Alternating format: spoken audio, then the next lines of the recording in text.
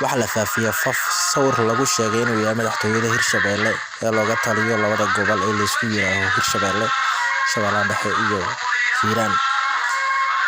Soomaaliya waxay qaadatay federaal waxaana jira maamulo badan oo dalka ka dhisan iyadoo maamulada qaar xarumaha looga taliyo ay u yihiin kuwa casriga xataa ay koor la tartameen xarunta guud ee dalka looga taliyo ee Soomaaliya fila Soomaaliland ee Muqdisho ku taala.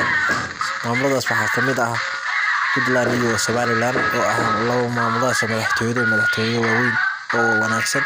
Hirshabelle waxaad moogtaa waxay tahay madaxtooyada ugu xun uguna yar. waxaa la soo bandhigay sawirka idin muuqdo ah aan wanaag garaash baabuurta lagu sameeyo u eg waxaana taasoo dhibaato ku ah dadka gobolkaas ka soo jeeda.